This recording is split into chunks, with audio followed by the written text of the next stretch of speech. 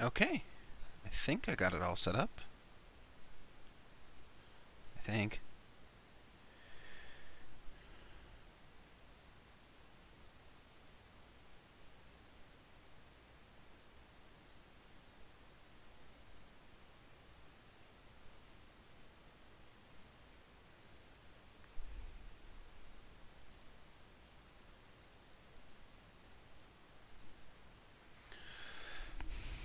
Hi, welcome to a very different stream from my usual. uh, as you can see by the, I'd say graphic, but more of a screenshot with some text on it. Uh, I'm gonna be reading tonight. Um, and yeah, I think it'll be different, but I'm excited. I'm gonna be reading two stories by H.P. Lovecraft. Before I start, obviously, I'm going to say the very obvious things of, as I guess you could call them, uh, disclaimers. Um, Obviously, I don't support a lot of the ideas that Lovecraft had in his life. Very obvious. Um, but his works are beyond influential, and um, a lot of stuff that we know fondly would not exist today without um, Lovecraft's contributions to um, literature through cosmic horror, the Cthulhu mythos, and some of his other writings. So I would like to do the honor of reading some of his stories. Tonight we have two stories. We have Dagon, and we have Pickman's Model. I'm going to read Dagon first, and then we're going to read Pickman's Model. I'll take a break in between. There may be pauses for water, as you can hear. I apologize in advance for any misreads, any anything I have read wrong, and also I wanted to say I'm going to put the stories in chat as I read them. So first up, we have Dagon, and as much as this looks nice, right? Well, I gotta have it for the story. What's that me reading? Without further ado, let us get in. Oh, did I put the wrong one? I put the wrong one, didn't I? I put Pickman's Model, didn't I? I put Pickman's Model. Don't click that yet. That's the wrong one. This is the right one.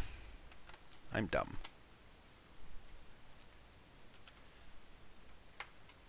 Let's just...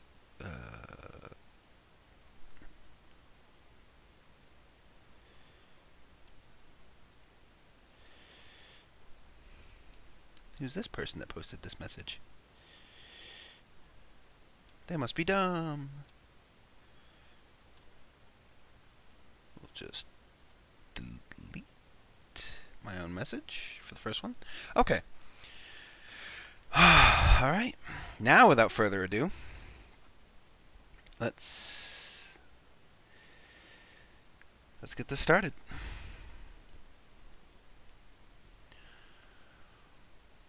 I am writing this under an appreciable mental strain, since by tonight I shall be no more.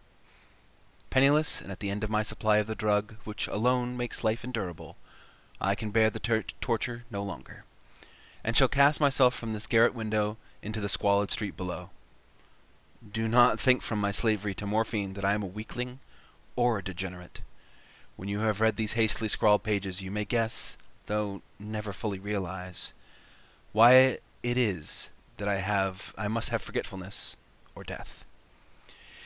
It was one of the most open and frequented parts of the broad Pacific that the packet of which I was supercargo fell a victim to the German sea raider. The Great War was then at its very beginning, and the ocean forces of the Hun had not completely sunk to their last degradation, so that our vessel was made a legitimate prize, whilst we of her crew were treated with all the fairness and consideration due us as naval prisoners. So liberal indeed was the discipline of our captors, that 5 days after we were taken, I managed to escape alone in a small boat with water and provisions for a good length of time.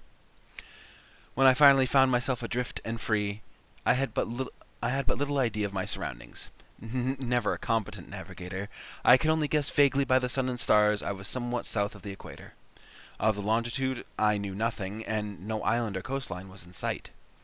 The weather kept fair, and for uncounted days I drifted aimlessly beneath the scorching sun, waiting either for some passing ship, or to be cast on the shores of some habitable island. But neither ship nor land appeared, and I began to despair in my solitude upon the heaving vastness of unbroken blue. The change happened whilst I slept. In details I shall never know, for my slumber, though troubled and dream-infested, was continuous. When at last I awakened, it was to discover myself half sucked into a slimy expanse of hellish black mire, which extended about me in monotonous undulations as far as I could see, and in which my boat lay grounded some distance away. Though one might well imagine that my first sensation would be wonder at so prodigious and unexpected a transformation of scenery, I was in reality more horrified than astonished, for there was in the air and in the rotting soil a sinister quality which chilled me to the very core. The region was putrid with the carcasses of decaying fish, and of other less describable things which I saw protruding from the nasty mud of the unending plain. Perhaps I should not hope to convey in mere words the unutterable hideousness that can dwell in absolute silence and barren immensity. There was nothing within hearing, and nothing in sight save a vast reach of black slime. Yet the very completeness of the stillness and the homogeneity of the landscape oppressed me with a nauseating fear. The sun was blazing down from the sky, which seemed to me almost black in the cloudless cruelty, as though reflecting the inky marsh beneath my feet. As I crawled into the stranded boat, I realized that only one theory could explain my position. Through some unprecedented volcanic upheaval, a portion of the ocean floor must have been thrown to the surface, exposing regions which for innumerable millions of years had lain hidden and under unfathomable watery depths. So great was the extent of the new land which had risen beneath me, that I could not detect the faintest noise of the surging ocean, strain my ears as I might. Nor were there any seafowl to prey upon the dead things. For several hours I sat thinking, or brooding, in the boat, which lay upon its side and afforded a slight shade as the sun moved across the heavens. As the day progressed, and the ground lost some of its stickiness, and seemed likely to dry sufficiently for traveling purposes in short time. That night I slept but little, and the next day I made for myself a pack containing food, water, preparatory to an overland journey in search of the vanished sea and possible rescue.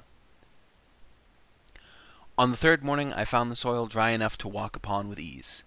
The odor of the fish was maddening, but I was too much concerned with graver things to mind so slight an evil, so set out boldly for an unknown goal. All day I forged steadily westward, guided by a far-away hummock which rose higher than any other elevation on the rolling desert. That night I encamped, and on the following day still traveled toward the hummock, though that object seemed scarcely nearer than when I had first espied it.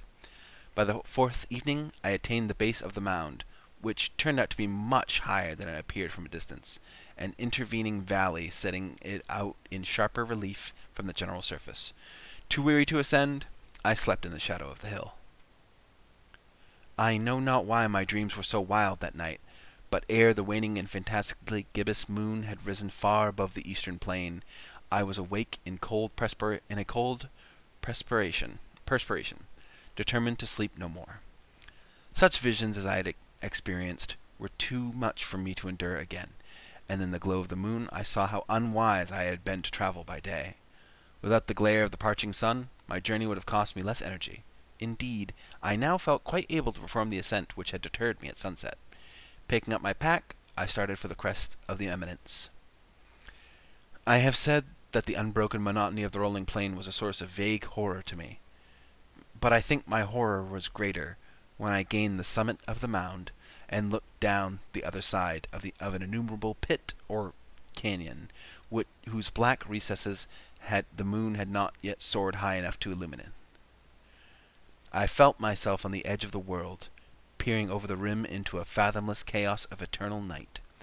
Through my terror ran curious reminiscences of Paradise Lost and of Satan's hideous climb through the unfashioned realms of darkness. As the moon climbed higher in the sky, I began to see that the slopes of the valley were not quite so perpendicular as I had imagined. Ledges and outcroppings of rock afforded fairly easy footholds for a descent, while after a drop of a few hundred feet, the declivity became very gradual. Urged on by an impulse which I cannot definitely analyze, I scrambled with difficulty down the rocks and stood on the gentler slope beneath, gazing into the Stygian depths where no light had yet penetrated. All at once my attention was captured by a vast and singular object on the opposite slope, which rose steeply about 100 yards ahead of me, an object that gleamed whitely in the newly bestowed rays of the ascending moon. That it was merely a gigantic piece of stone, I soon assured myself, but I was conscious of a distinct impression that its contour and position were not altogether the work of nature.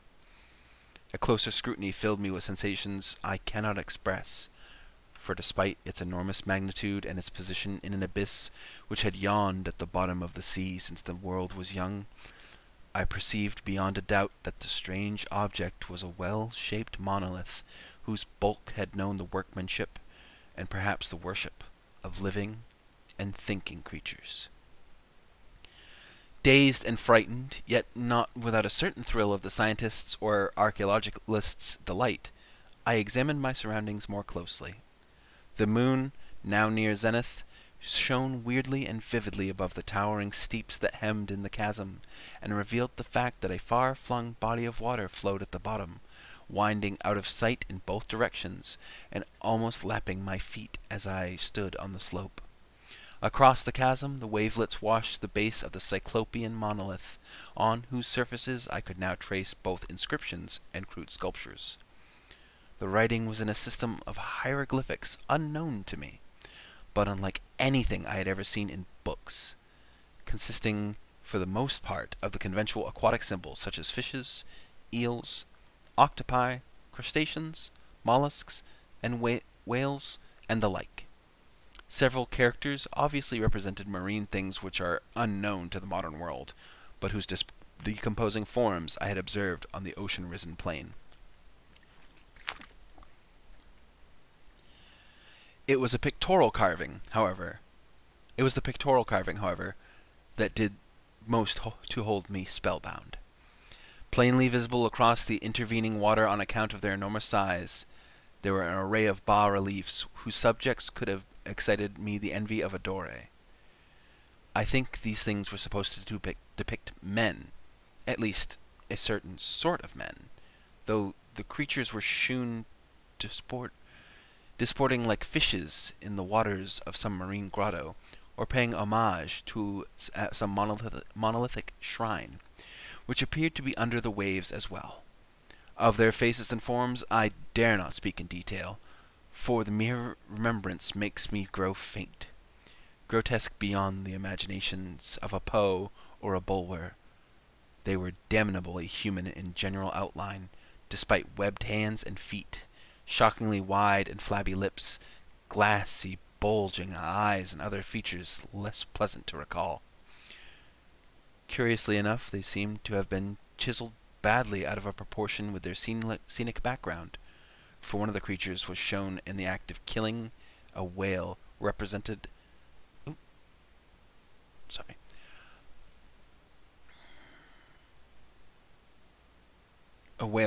as but little larger than himself. I remarked, as I say, their grotesqueness and strange size, but in the moment decided that they were merely the imaginary gods of some primitive fishing or seafaring tribe, some tribe whose last descendant had perished eras before the first ancestor of Piltdown or Neanderthal man was born. Awestruck at this unexpected glimpse into a past beyond the conception of the most daring anthropologist, I stood musing whilst the moon cast queer reflections on the silent channel before me. Then suddenly I saw it. With only a slight churning to mark its rise to the surface, the thing slid into view above the dark waters. Vast, Polyphemus-like, and loathsome. It darted like a stupendous monster of nightmares to the monolith, about which it flung its gigantic scaly arms, and the while it bowed its hideous head and gave vent to certain measured sounds. I think I went mad then. Of my frantic ascent of the slope and cliff of my delirious journey back to the stranded boat, I remember little. I believe I sang a great deal and laughed oddly when I was unable to sing. I have indistinct recollections of a great storm some time after I reached the boat. At any rate, I know that I heard peals of thunder and other tones which nature utters in her wildest moods. When I came up out of the shadows, I was in a San Francisco hospital, brought thither by the captain of an American ship which had picked up my boat in mid-ocean. In my delirium I had said much, but found that my words had been given scant attention. Of any land upheaval in the Pacific, my rescuers knew nothing, nor did I deem it necessary to insist upon a thing which I knew they could not believe.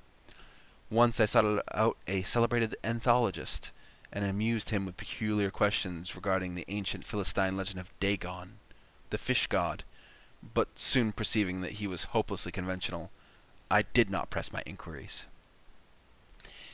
It is at night, especially when the moon is gibbous and waning, that I see the thing.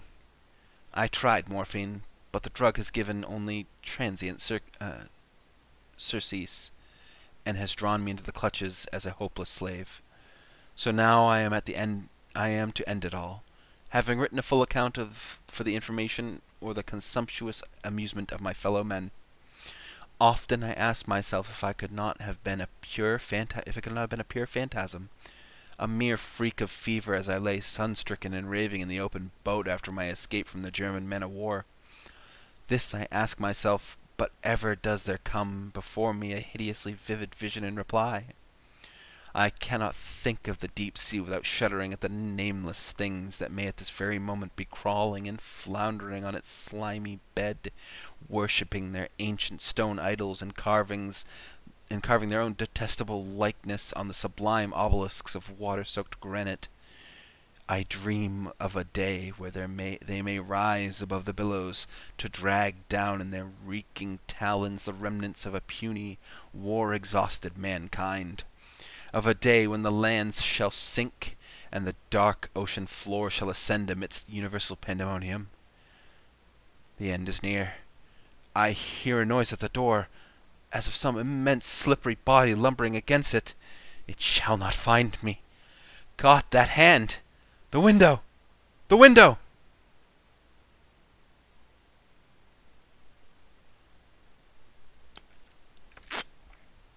And that was Dagon by H.P. Lovecraft. Sorry for some of the trip-ups. It's again, I'm not used to doing something like this. And, yeah, I hope you enjoyed it. I think it's a good story, a small, nice little thing to go through. An easier story of his to sort of pick up and, I guess you could say, enjoy. But, yeah. God, that was a lot shorter than I thought. Only about 20 minutes of reading. Well, I guess we'll move on to the next story. I don't need that much of a break. So, I'll take a moment, have a drink. Ah, water. The lubricant of the throat. Okay.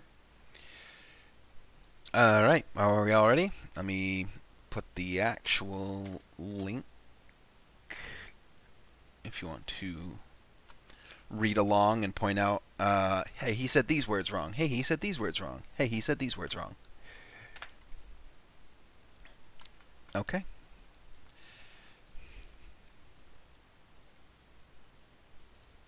Alright. So now we're going to read Pickman's Model by H.P. Lovecraft. You needn't think I'm crazy, Eliot. Plenty of others have queerer prejudices than this. Why don't you laugh at Oliver's grandfather who won't ride in a motor? If I don't like the damned subway, it's my own business, and we got here more quickly anyhow in a taxi. We'd have to walk up the hill from Park Street if we'd taken the car. I know I'm more nervous than I was when you saw me last year, but you don't need to hold a clinic over it. There's plenty of reason, God knows, and I'm fancy I'm lucky to be sane at all.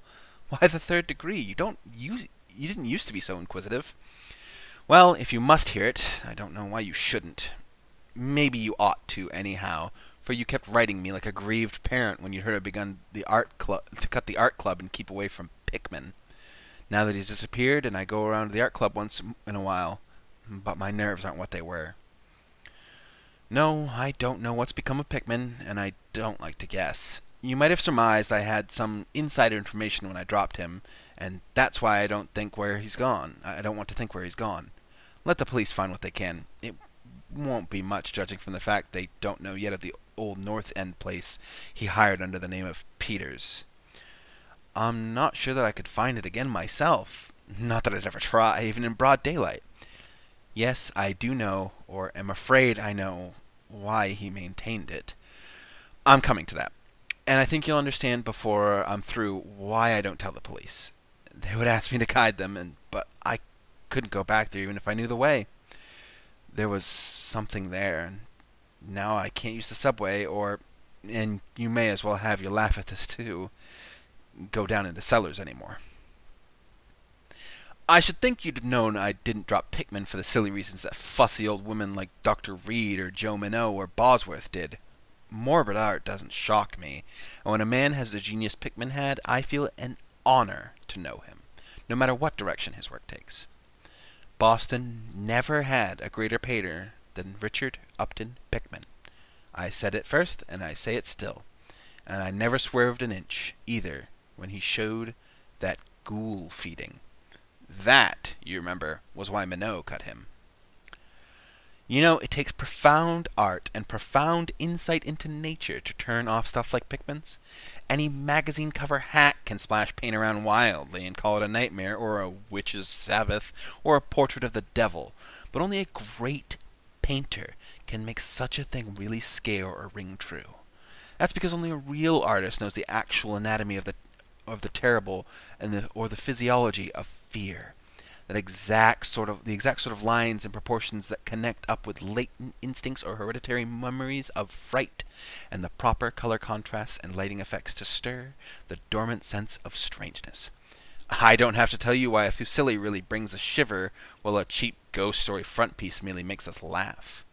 There's something that those fellows catch beyond life that they're able to make us catch for a second. Doré had it, Sime had it, Angarola of Chicago has it, and Pickman had it, as no man ever had it before. I hope to heaven ever will again. Don't ask me what it is they see. You know, in ordinary art, there's a difference in the world between the vital, breathing things drawn from nature or models, and the artificial truck that commercial small fry reel off in a bare studio by rule. Well, I should say that the really weird artist has a kind of vision which makes models or summons up what amounts to actual scenes from the spectral world he lives in. Anyhow, he manages to turn out results that differ from the pretender's mince pie dreams in just about the same way that a life's painter's results differ from the concoctions of a correspondence school cartoonist. If I had ever seen what Pickman saw, but no. Here, let's have a drink before we get any deeper.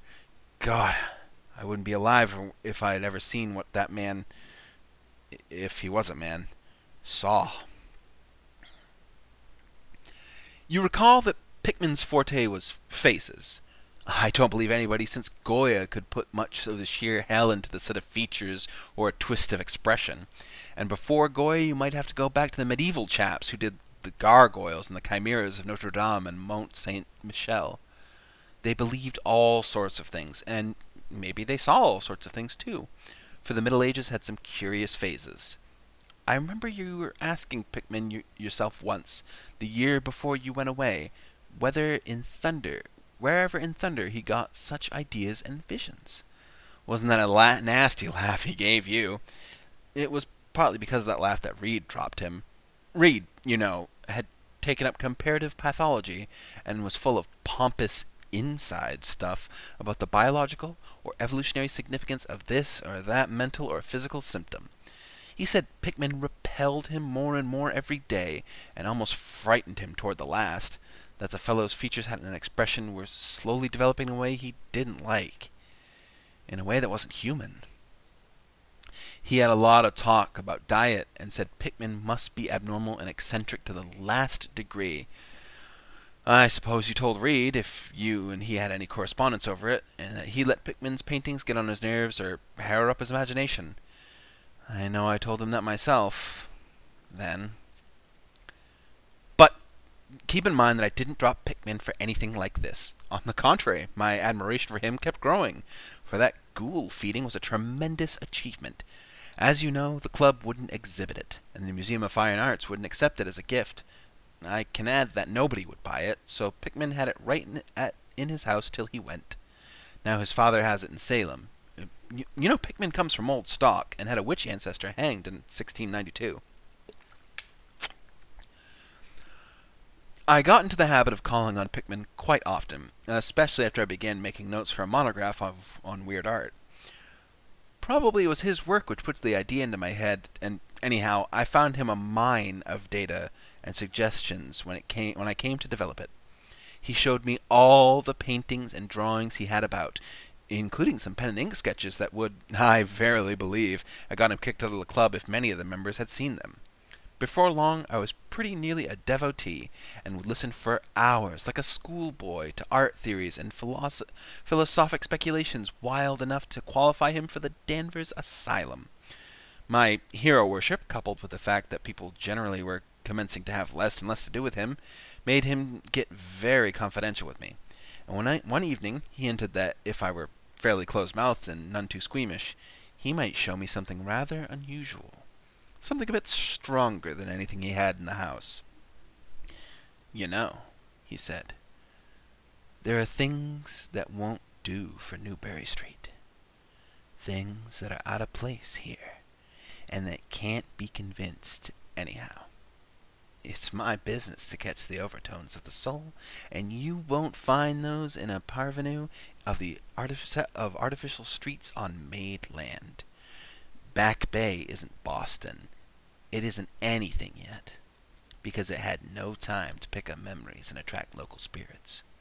If there are any ghosts here, they're the tame ghosts of a salt marsh and a shallow cove, and I want human ghosts.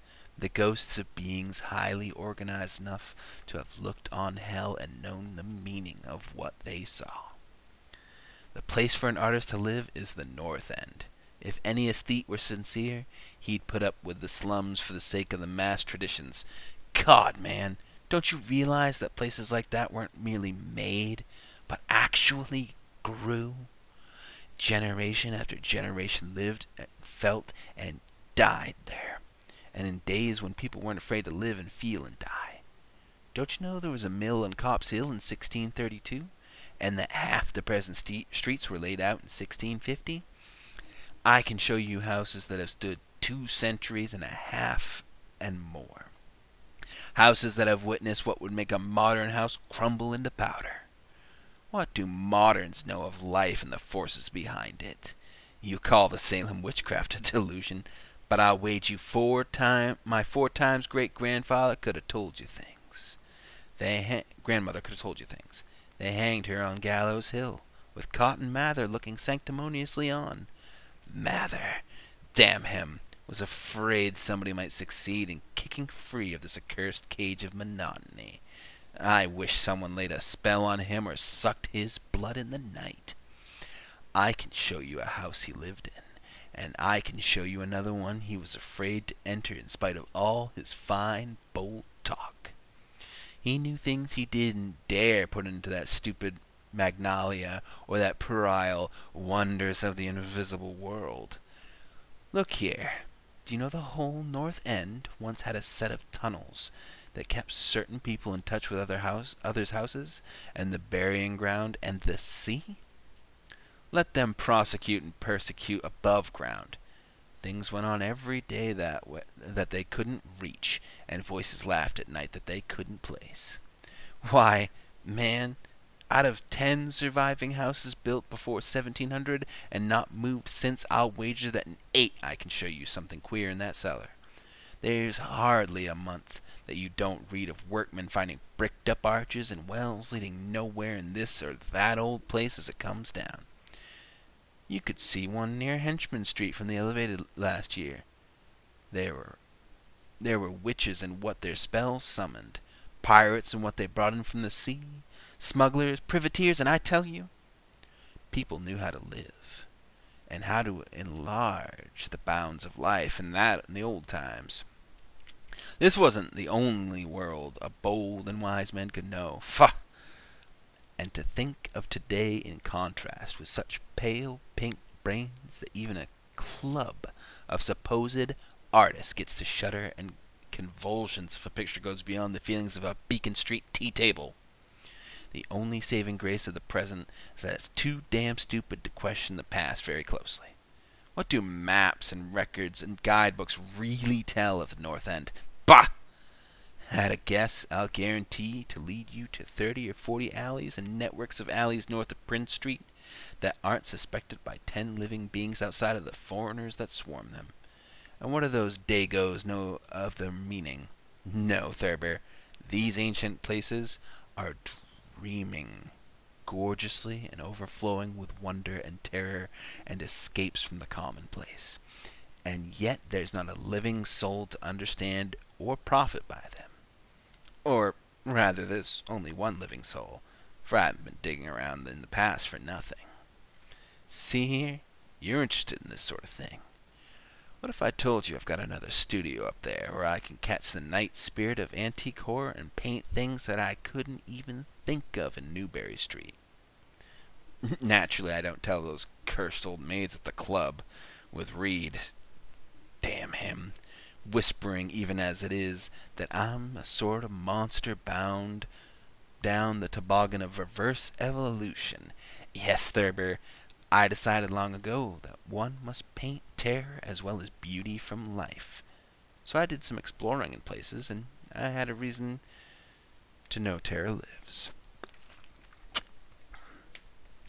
I've got a place that I don't believe 3 living Nordic men besides myself have ever seen.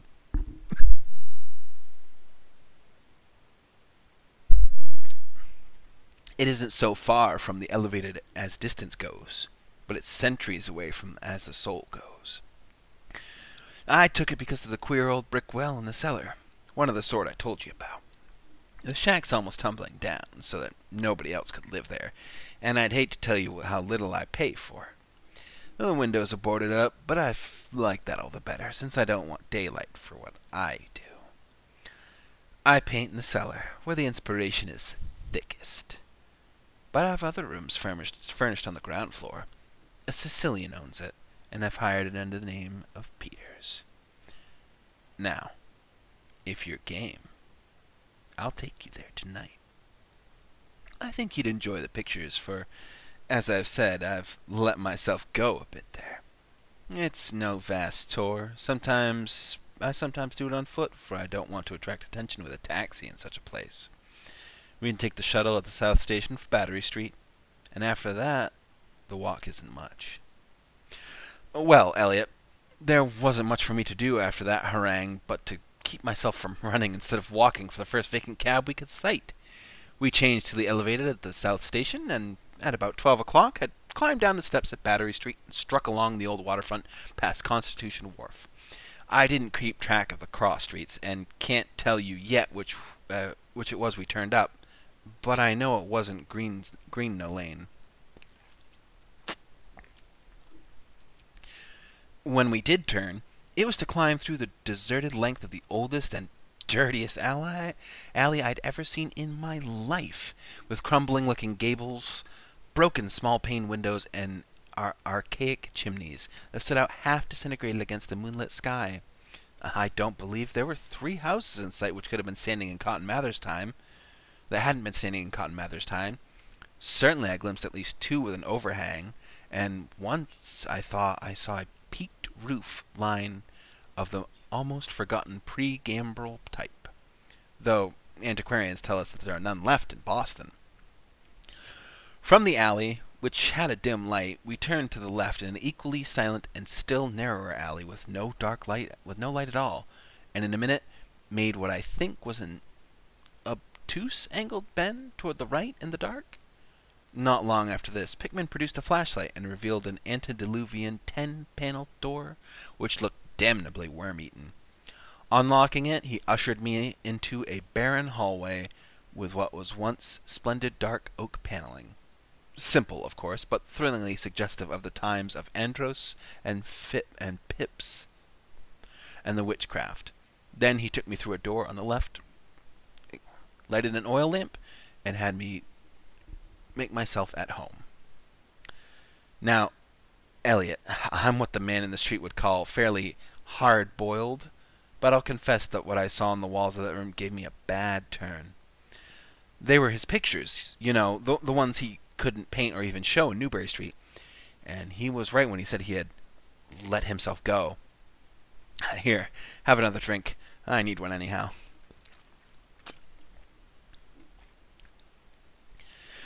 There's no use in my trying to tell you what they were like, because the awful, the blasphemous horror, and the unbelievable loathsomeness and moral fodor came from such simple touches quite beyond the powers that words can classify. There were none of the exotic technique you see in Sydney Seam, none of the transitorian landscapes or lunar fungi that Clark Ashton Smith uses to freeze the blood. The backgrounds were mostly old churchyards, deep woods, cliffs by the sea, brick tunnels, ancient paneled rooms, or simple vaults of masonry. Copp's Hill's burying ground, which could not be many blocks away from this very house, was a favorite scene. The madness and monstrosity lay in the figures in the foreground, for Pickman's morbid art was preeminently one of demonic protégé. These figures were seldom completely human, but often approached humanity in a varying degree. Most of the bodies, while roughly bipedal, had a forward, slumping, and vaguely canine cast. The texture of the majority was a kind of unpleasant rubberiness. Oh, I can see them now. Their occupations... well, don't ask me to be too precise. They were usually feeding. I won't say on what. They were sometimes shown in groups in cemeteries or underground passages, and often appeared to be in battle over their prey, or rather their treasure trove. And what damnable expressiveness Pickman sometimes gave the sightless faces of this charnel booty. Occasionally the things were shown leaping through open windows at night, or squatting on the chests of sleepers, worrying at their throats. One canvas showed a ring of them baying about a hanged witch on Gallows Hill, whose dead face held a close kinship to theirs. But don't get the idea it was all this hideousness of theme and setting which struck me faint. I am not a 3-year-old kid, and I'd seen much like this before. It was the faces, Elliot, those accursed faces that leered and slavered out of the canvas with the very breath of life. By God, man, I verily believed that they were alive. That nauseous wizard had waked the fires of hell in pigment, and his brush had been a nightmare-spawning wand. Give me that decanter, Elliot. There was one thing called The Lesson. Heaven pity me that I ever saw it. Listen, can you fancy a squatting circle of nameless dog-like things in a churchyard, teaching a small child how to feed, like themselves? The price of a changeling, I suppose. You know, the old myth about how the weird people leave their spawn in cradles in exchange for the human babes they steal. Pickman was showing what happens to those stolen babes, how they grow up. And then I began to see a hideous relationship in the faces of the human and non-human figures. He was, in all his gradations of morbidity, between the frankly non-human and degradedly human, establishing a sardonic linkage. and evolution. The dog things were developed from mortals.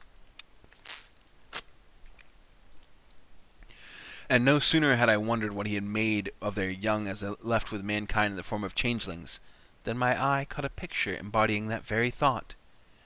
It was that of an ancient Puritan interior, a heavily beamed roof with lattice windows, a subtle and clumsy 17th century furniture, with the family sitting about while the father read from the scriptures. Every face but one showed nobility and reverence, but that one reflected the mockery of the pit. It was that of a young man in years, and no doubt belonged to a supposed son of that pious father, but in essence it was the kin of the unclean things. It was their changeling, and in a spirit of supreme irony, Pickman had given the features a very perceptible resemblance to his own. By the time Pickman had lighted a lamp in the adjoining room and politely holding open the door for me, asking me if I would care to see his modern studies, I hadn't been able to give him much of my opinions. I was too speechless with fright and loathing, but I think he fully understood and felt highly complimented. And now I want to assure you again, Elliot, that I am no mollycoddle to scream at anything which shows a bit of departure from the usual. I am a middle-aged man and decently sophisticated, and I guess you saw enough of me in France to know that I'm not easily knocked out. Remember, too, that I just about recovered my wind and gotten used to these frightful pictures which turned colonial New England to a kind of annex of hell. Well, in spite of all this, that next room forced a real scream out of me, and I had to clutch at the doorway to keep from keeling over. The other chamber had shown a pack of ghouls and witches overrunning the world of our forefathers. But this one brought that horror right into our daily life. God, how that man could paint!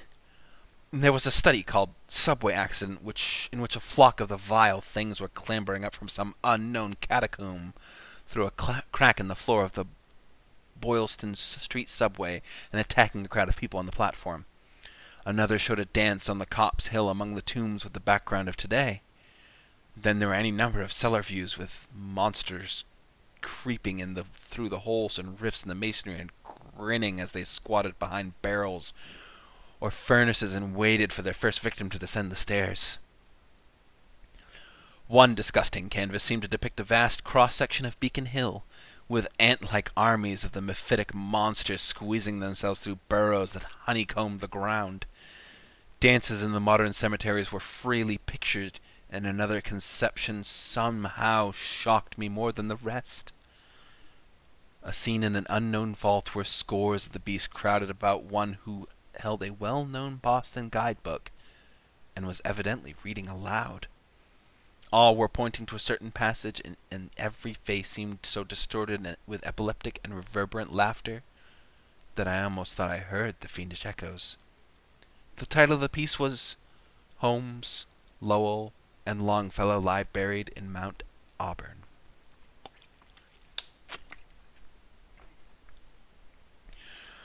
As I gradually steadied myself and got readjusted to the second room of deviltry and morbidity, I began to analyze some of the points in my sickening loathing. In the first place, I said to myself, these things repelled because of the utter inhumanity and callous cruelty they showed in Pickman.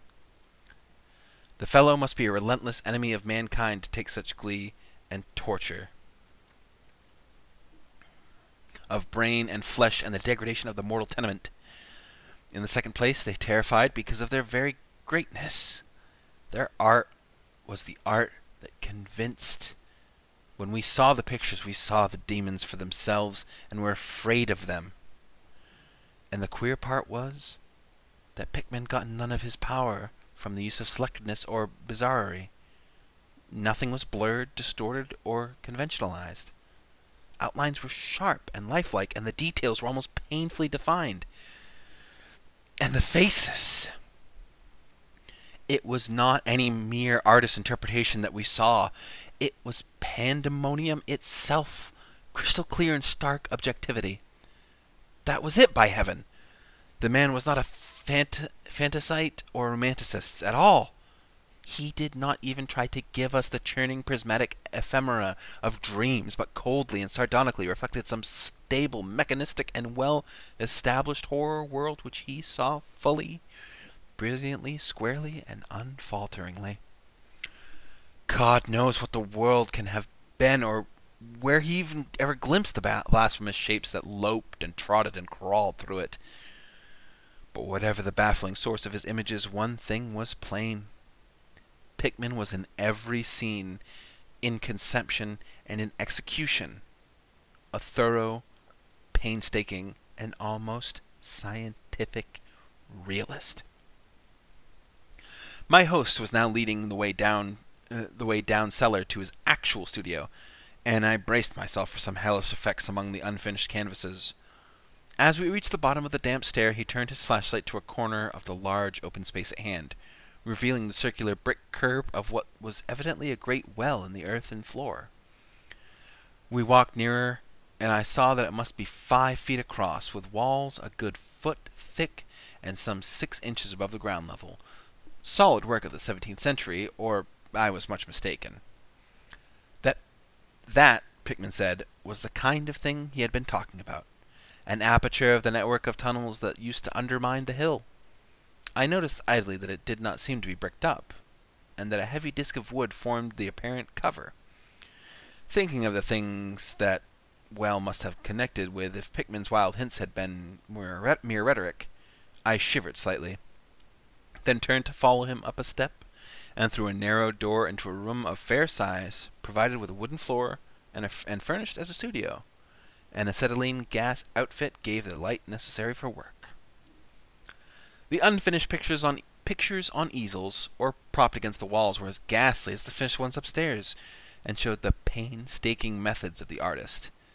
Scenes were blocked out with extreme care, and pencil guide lines told of the minute exactitude which Pickman used in getting the right perspective and proportions.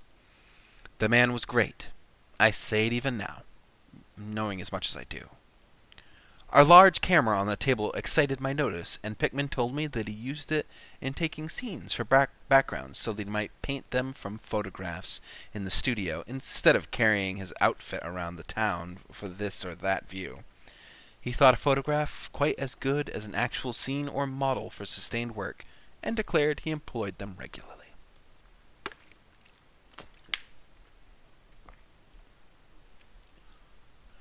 There was something very disturbing about the nauseous sketches and half-finished monstrosities that leered around from every side of the room, and when Pickman suddenly unveiled the huge canvas on the side away from the light that I could not keep my life from the light, I could not for my life keep back a loud scream.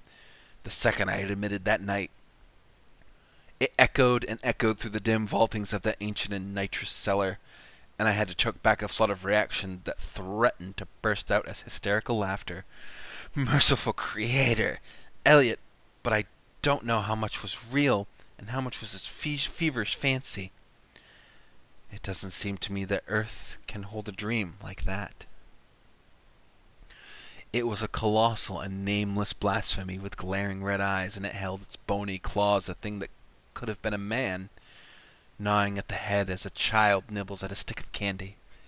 Its position was a kind of crouch, and as one looked one felt that at any moment it might drop its present prey and seek a juicier morsel. But damn it all, it wasn't even the fiendish subject that made an immortal fountainhead of all panic. Not that, nor the dog face with its pointed ears, bloodshot eyes, flat nose, and drooling lips. It wasn't the scaly claws, nor the mold-caked body, nor the half-hooved feet. None of these, though any of them might have well driven an excitable man to madness. It was the technique, Elliot, the cursed, the impious, the unnatural technique. As I am a living being, I never elsewhere saw the actual breath of life so fused into a canvas. The monster was there. It glared and gnawed and gnawed and glared, and I knew that only a suspension of nature's laws could ever let a man paint a thing like that without a model? Without some glimpse of the nether world which no mortal unsouled to the fiend has ever had. Pinned with a thumbtack to a vacant part of the canvas was a piece of paper now badly curled up. Probably, I thought, a photograph from which Pickman meant to paint a background as hideous as the nightmare it was to enhance. I reached out to uncurl and look at it, when I suddenly saw Pickman start as if shot.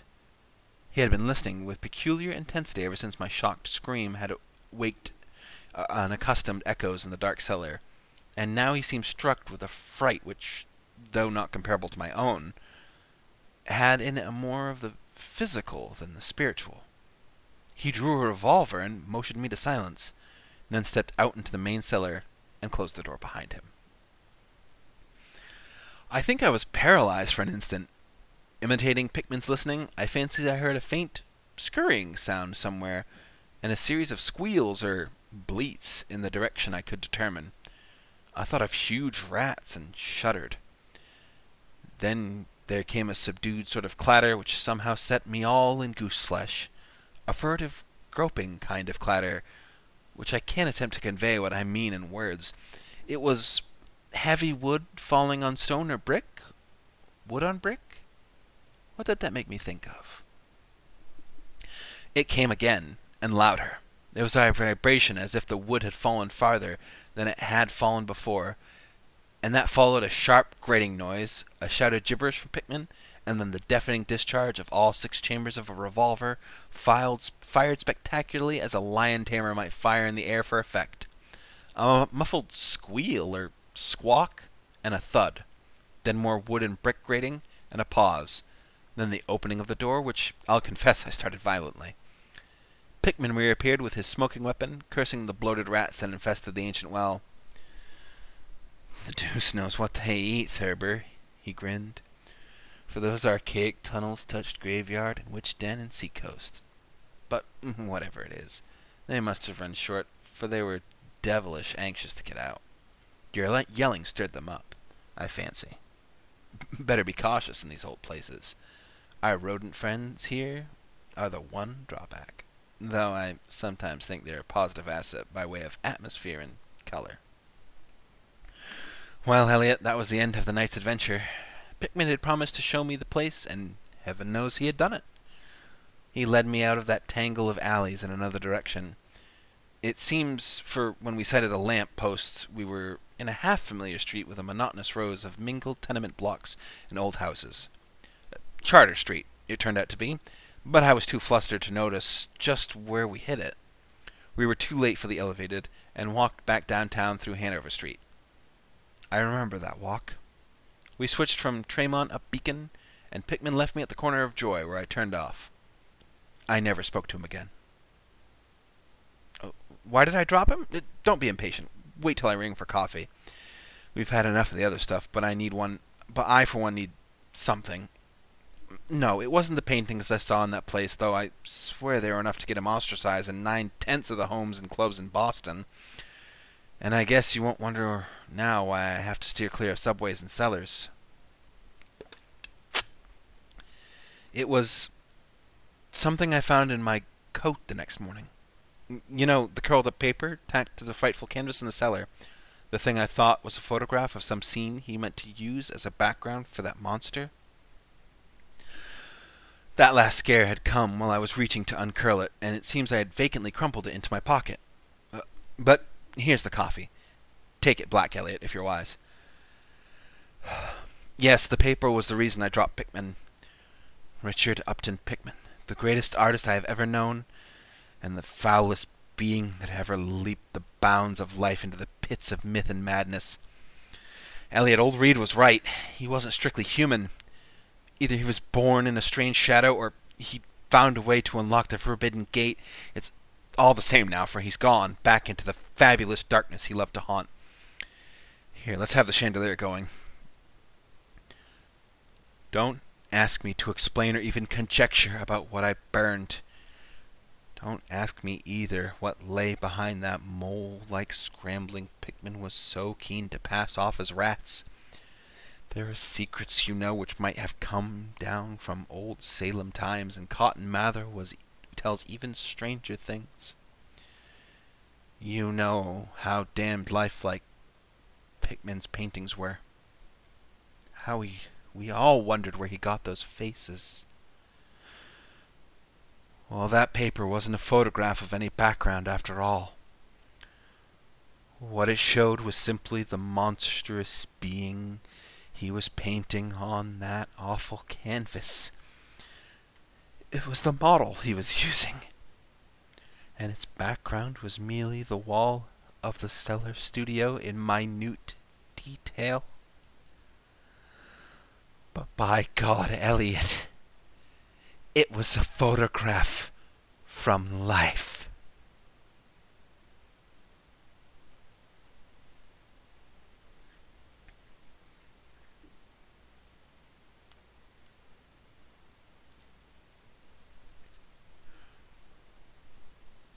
That was Pickman's Model by H.P. Lovecraft. Sorry for the slip-ups through that one. I love that story for the last paragraph, that moment, because you kind of see it coming. Like, it's kind of built up through a few hints here and there.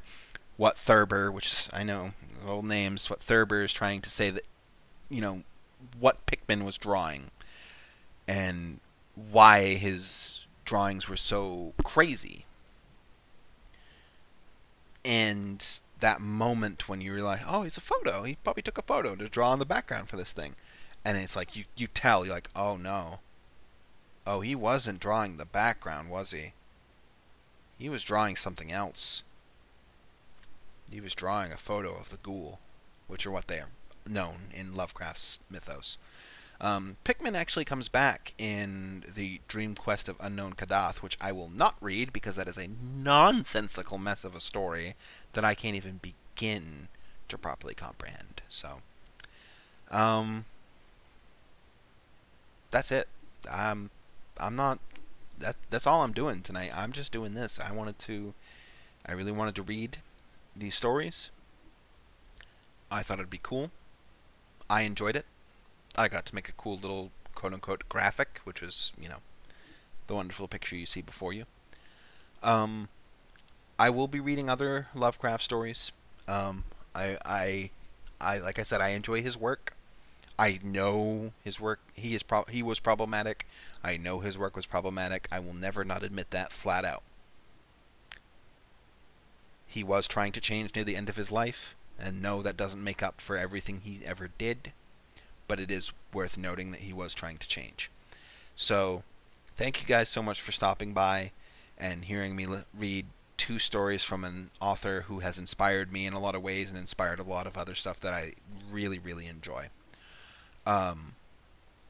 More than likely tomorrow we'll get back to regular gaming. I just wanted to kind of do this as a little one-off.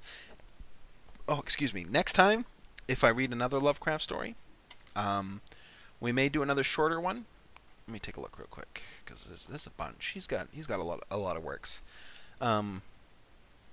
Stuff like, you know, The Case of Charles Dexter Ward or At the Mountains of Madness. Those are long stories that can take a while.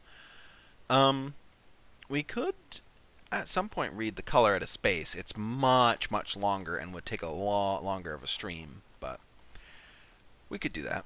I think it would be a fun one as well. It's a very good story. It's honestly Lovecraft's favorite story. Oh, what about The Witch House? The Witch House would be a good one. That was a good one. Cats of Ulthar is another good one.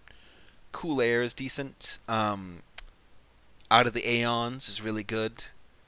The Haunter of the Dark is a long one. From Beyond is another short one that's pretty good. The Dunwich Horror is a longer one. The Dreams in the Witch House. That one, yes. Whisper in Darkness is a really long one, so we won't do that one.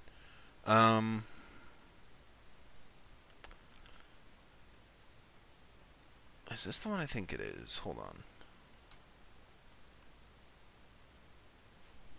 Nope, not that one.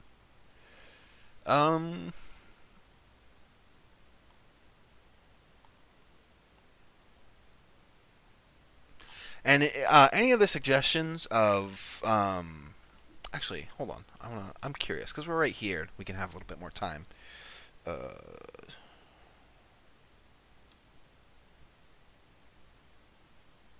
public domain stories.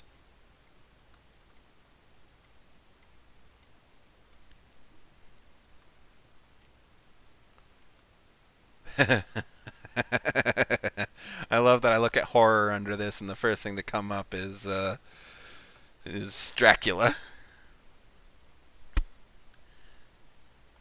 So many Lovecraft ones. Frankenstein. I ain't reading that. The Raven. Telltale Heart. Well, of course, Poe's on there.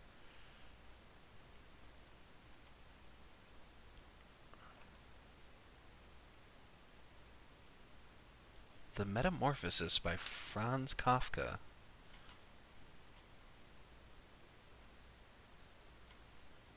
Huh.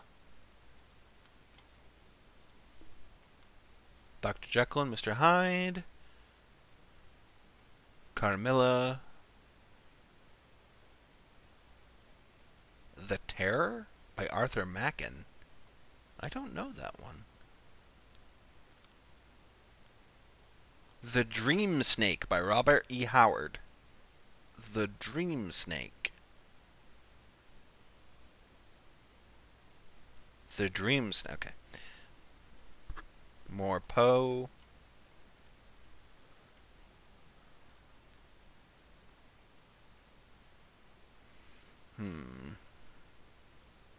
Oh, Mask of the Red Death. That's another good one. Oh, The Lair of the White Worm. Ugh, what a terrible story.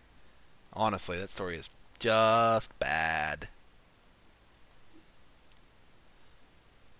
The Cask of Amontillado. Ooh, the novel The Black Seal. That's a long one. Great God Pan. That's another good one. Both by Arthur Machen. Or Machen, however you want to pronounce his last name. Oh God, Carnacki the Ghost Finder. If you've ever heard any Carnacki stories, just... they're out there, I'm telling you. They are absolutely out there.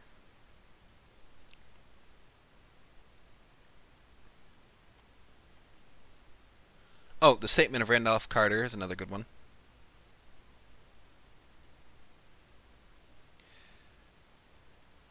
The Damned Thing by Ambrose Bierce.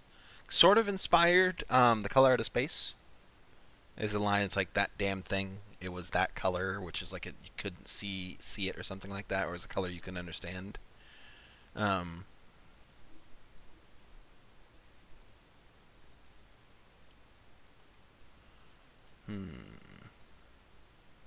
some Algernon Blackwood stories.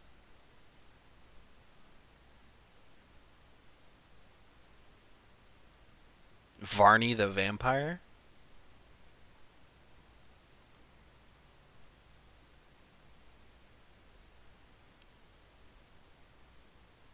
The Man Whom the Trees Loved by Algernon Blackwood. Skullface, Robert E. Howard.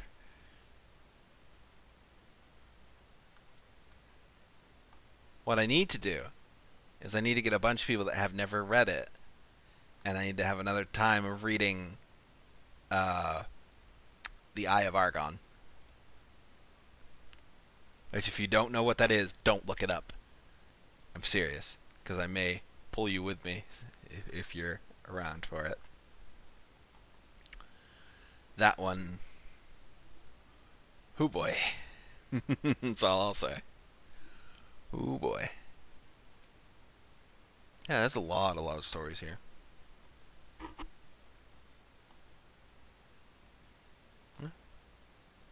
Well, we will see. Are you remembering The Eye of Argon?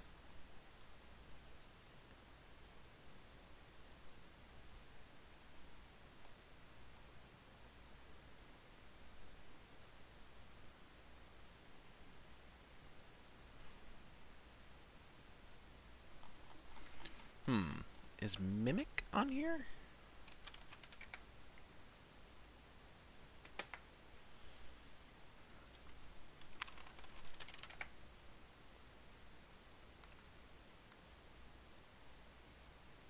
Oh, you have to buy that one? Oh, I thought that was public domain.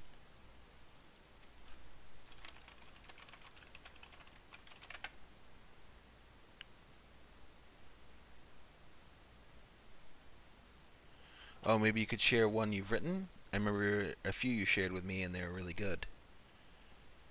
Yeah? Yeah, I could. Um, hmm.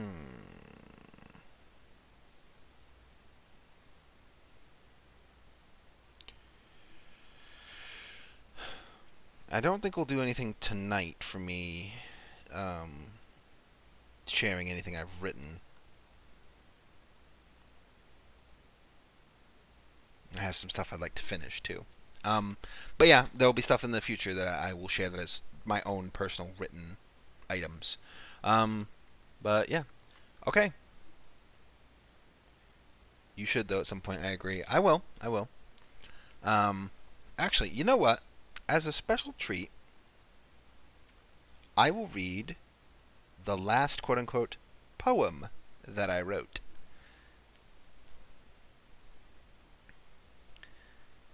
And some people will have seen or heard this, whatever, but we'll have this as a little extra because it's short enough. It is called Upon the Hill. Once upon the hill I glanced, the maiden for whom I chanced an offer of my hand to take, and for her my heart to make. A beautiful woman whom I cherished, and never once my love had perished. Though time spent with her, I wondered how things ever were, how painfully I had been before, without my love to show me more. But something strange caught my eye, as further up the hill came I, for there my love, whose soul so free, was hanging down from the tree.